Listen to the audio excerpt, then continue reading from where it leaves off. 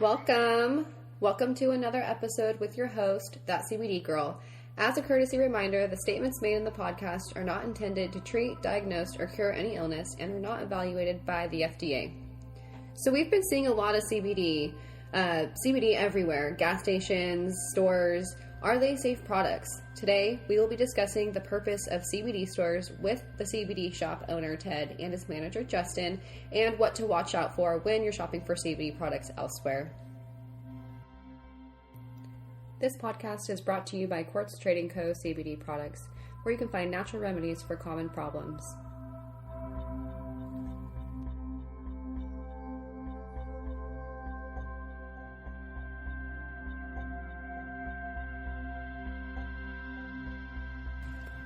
So we are here live from the CBD Shoppe to talk about where you should buy CBD and where maybe you should be skeptical about buying CBD. So we're here with the owner of the CBD Shoppe here in Bakersfield, Ted. Hi, Good morning. How are you? Good. Good. And Justin, the manager. How are you doing? Good. Good.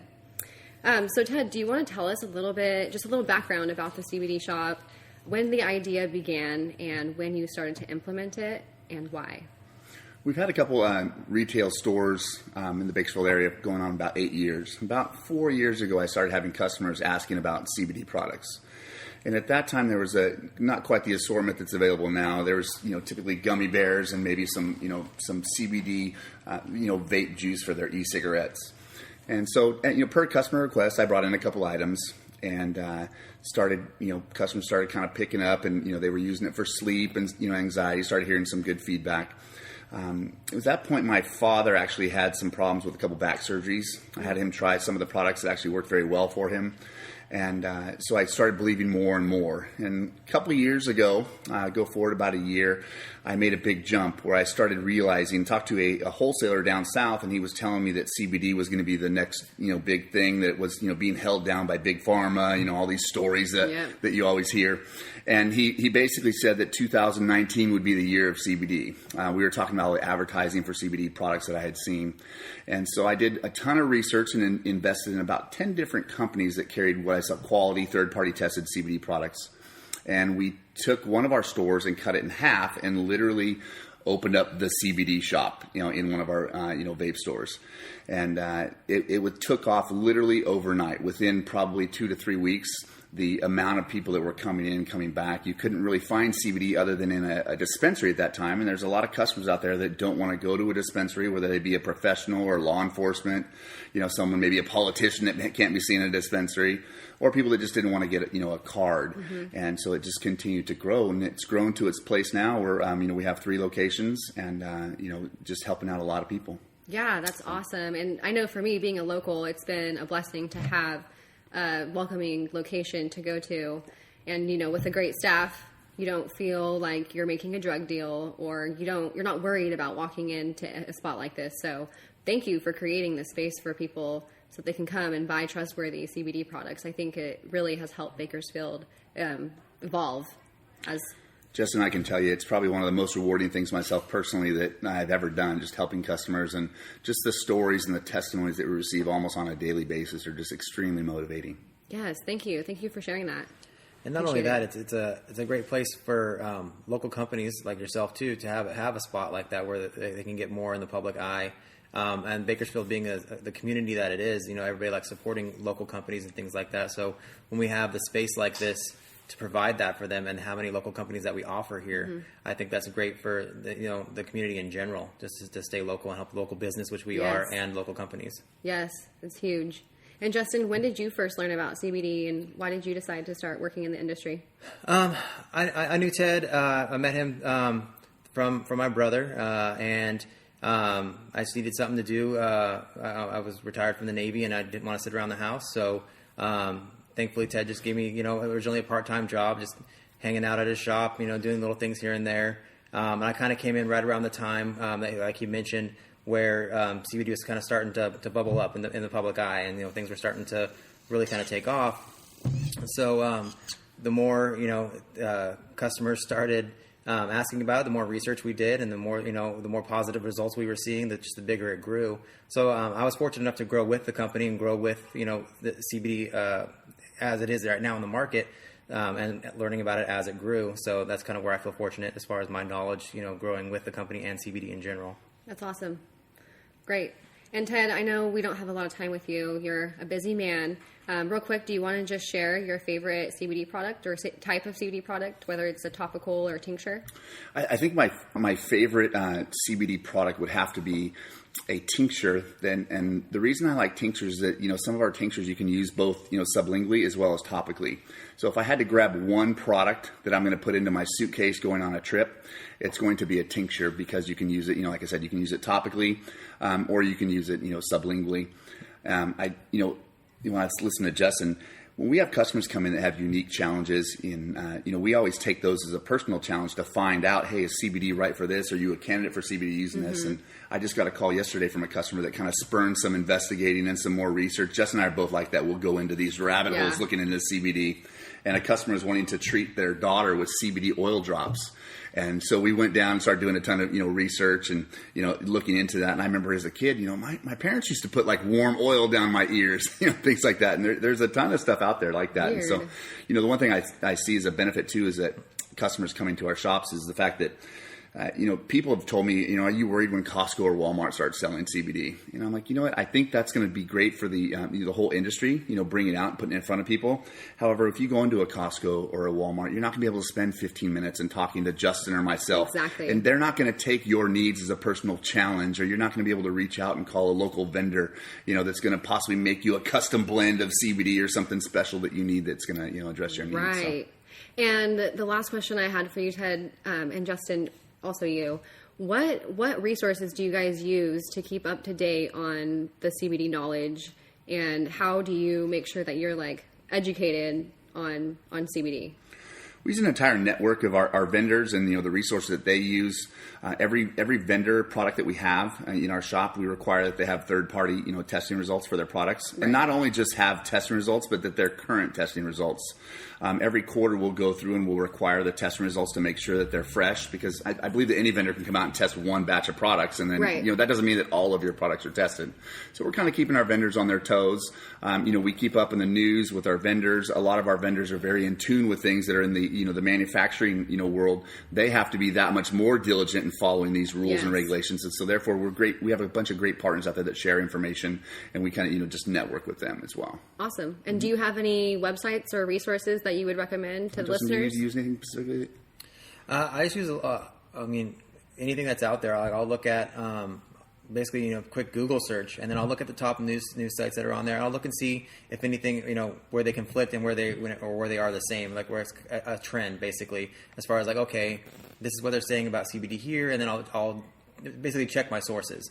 So I'll check different things that are going on, and then get a good consensus of what the story actually is. Good. Yeah, I think that helps people know where to look and how to research CBD, because a lot of people can do a Google search and read something, but they don't know how to search if an article is credible or not. Right, and that's the biggest thing. When I was in journalism school, they teach you to check your sources, have at least 3 sources. So I use that when I'm doing research as well for anything in my life. I don't just trust the first thing that I read. I'll go from other sources as well and kind of compile that and then come up with, the best answer I have to, from those 3 things. Good. Well, thank you.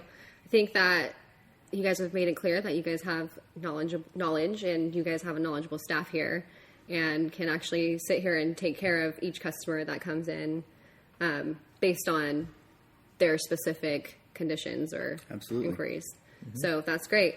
And the reason why CBD is now legal and that we have this CBD shop is because of the 2018 Hemp Farming Bill Act, correct? Correct, yes. Right. So that took the CBD off of the Schedule I. So now it's looked at as basically any other food item. Correct. Yeah, there was some conflict in between federal and state laws for the last few years, and up until the Farm Bill passed, it was illegal on a federal level, but legal on a state level. And really, CBD kind of flew under the radar. As long as there was no THC and people weren't getting high from it or getting a head change, then it was people were just kind of staying away from it. It kind of flew under that radar. Yeah. So now we have we have some more answers to that gray area. We now know, look for 0.3% THC or less, and basically make sure it's just from hemp and not from the marijuana plant. Right, and then it's from a reputable source. and company, things like that. Companies that can be backed up by third-party testing and things like that. Yeah, well, so, I'm talking as far as the 2018 Hemp Farming Act, making it legal. So that's why, we have CBD stores either online or in person, the brick and mortars. Right. Yeah. And the CBD shop is not the only place that you can actually purchase CBD products. Now we're starting to see it basically everywhere. From your gas station, stores. To your grocery stores, your Whole Food stores, Target. I think Walmart even sells it online.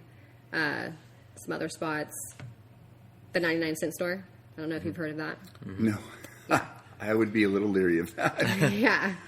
So there's a lot of places you can purchase CBD. So I think we should dive a little deeper into those spots and get some more opinions, like what you guys think, and some common brands maybe we've seen in the shops. Yeah, and that's where it's still kind of the Wild West of CBD right now. So like everybody's trying to jump in on it. So that's where, as a consumer, you have to be real diligent and doing your research on what you're going to spend your money on. You want to make sure that CBD is actually in products. A lot of products are coming out just saying hemp this and hemp that, because hemp is such a big hot button right now. That's a key word a lot of people are looking for, and they get confused when they see hemp. A lot of people think it's just that CBD is in there because CBD comes from hemp. So like you mentioned, the 99-cent store, you saw that they have a topical there at the 99-cent store, but it's just hemp.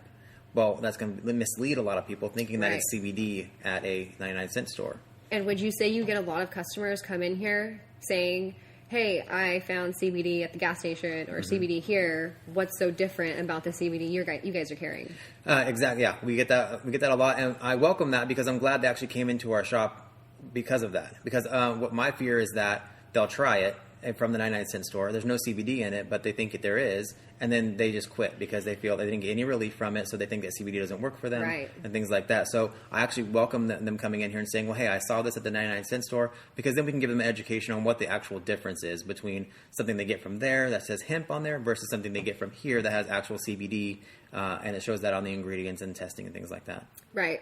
And that's the case for a lot of products throughout these different locations. They market the product as hemp or hemp seed oil, and people don't understand the difference between hemp seed oil, and CBD, because they're really all different. Right, and then the basic rundown I give them is that like hemp oil base, they use that as a base oil for a lot of our tincture drops here. So when you're looking like on Amazon, where they have a ton of hemp oil products, so they get 30,000 milligrams of hemp oil, and people are thinking like they're getting 30,000 milligrams of CBD. You just have to explain to them, no, that's basically just the base oil they use for CBD products. That's where that confusion kind of comes in. Right. Yeah, I think that's pretty common, but glad that people come in here and ask you guys the questions instead of just giving up. Right, and because it's, and it's, the questions they are asking why the price difference is so much, because hemp oil is cheap, because there's no CBD in it. Right. So that's the first thing they ask is like, well, why can I go to the dollar store and get this for this price and you guys have it for this price? Well, it's because it's actually CBD. This is actually something that's going to help you versus something that's just hemp, regular hemp, which can be good for your skin. Hemp creams and things like that. Just regular hemp can be good for your skin and things like that. But for a lot of our customers, what they're looking for is actual pain relief or skin irritation relief, things like that, where you need that CBD really to accomplish what they're looking for. Yeah. And what do you guys think about the products that say, a hemp oil and then they have a milligram dosage? What do you think about that? I had a customer come yesterday and they brought me a product. It was an older couple and their son had bought them a bottle and it said 1,000 milligrams of hemp oil. And they didn't understand. They were, we got them set up with a product that was $29.99. I thought that was high for one bottle. So I pulled up their product off of Amazon is where they got it, and they paid $14 for one 30 ml bottle of this CBD hemp oil. Okay, that's 1 ounce of product.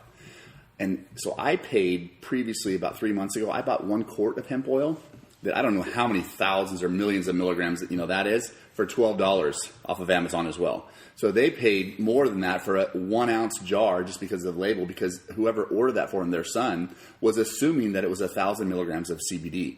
So that they didn't quite understand the difference. So then I